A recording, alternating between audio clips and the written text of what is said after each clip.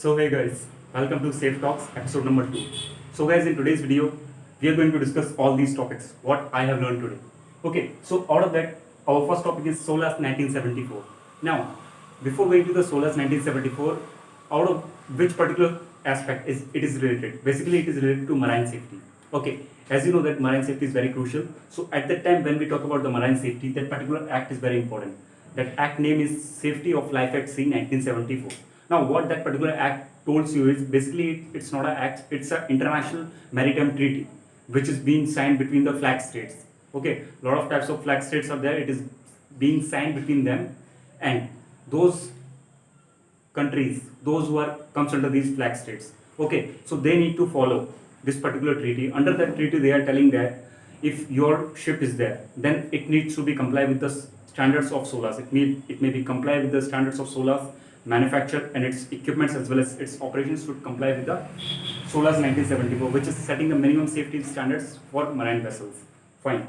Next, we come to the aerial ignition. Now, what is the meaning of aerial ignition? We know aerial firefighting now. Now, aerial ignition is pretty much same to that. Now, basically, in the aerial firefighting, we use aerial resources to extinguish the fire. But as we know that when we are extinguishing the fire, that time we need to make a fire line. It means it will be a line. Basically, it will be area from where the fuels are being removed. Okay. So, but sometimes what happens is some fires will be having a very high rate of spread.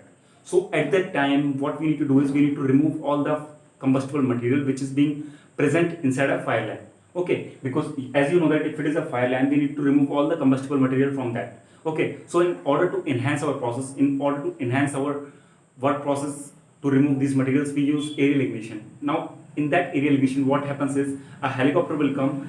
A helicopter will be there which will be hanged with a dispenser. Dispenser means there will be an automatic machine which will be throwing some sort of after flame. After flame, you can say, you can tell some sort of naked flames. It will be throwing in that area so that this area can be burned and can make a perfect fire line. Okay, so basically it's a controlled burning. Okay, it will not burn extra. It will be a controlled burning by the firefighter, those who are available there. Now, if we come to the AOSH UK, so it is very important for those who want to pursue some sort of certifications. So people ask me, sir, we want to pursue any sort of international certification, but these are very costly. So you can go for AOSH UK. Now, AOSH UK means what? Administration of Occupational Safety and Health. Again, it's a UK-based organization which is providing a variety of courses. Really, guys, if you visit to their website, AOSH UK, they are providing a variety of courses from a basic level to a higher level. Level 6 also available there. As well as their course cost is very reasonable. Okay, around from 500 to 900, you can start an international course from level 1, level 2, level 3 to level 6. Okay, so you can check out that particular website if you are interested to learn about safety, as well as if you are planning to do any course which is pretty much same in international levels. Next is your guys MAF system. Now MAFs already I discussed, but something I want to discuss more. MAFs means a modular airborne firefighting system. So again, when we talk about the aerial firefighting, at that time, whatever the planes we are using, actually these planes are directly not discharging any type of agent. So MAFs is a system basically which is installed inside the cargo planes. Okay, now what is the purpose of that system is to discharge this particular flame retardant or fire retardant in a proper manner. Basically, it compromises of lots of tank, as well as one load master will be there, those who will be operating this particular system. A different person is required to operate MAFs and a different person is required to operate the aircraft. Okay, so it's a very crucial system when you are talking about the aerial firefighting. Okay, so you must check out that basically there are two types of systems there, MAFs 1 and MAFs 2, as well as their components are very essential. Now, what is the meaning of fire will? Last topic, fire wills. So see guys, when we talk about the forest fire, so at that time when our heat which is being evolving from the burning fuels, it goes very intense, means very much amount of heat is coming, as well as wind is also fast. So at that time they got interacted and form some structure like tornado. Tornado, you know that structure will be like that. Okay, so in case we will call them fire wills, fire nado or fire devil.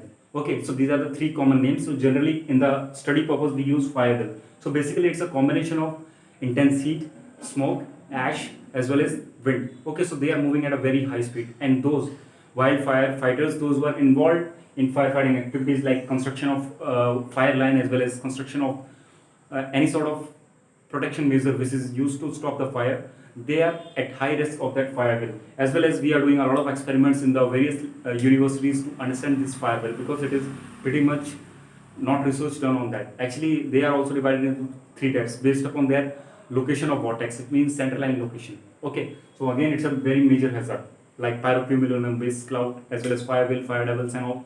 So you must check out that also if you are interested to check. So guys, these are the 5 topics that I have shared with you. If you like this video, press the like button as well as share this video with your friends, as well as tell me what you have learned today in your full day and put them in comment box. I'll be happy to know that. So thank you for watching. Have a nice day.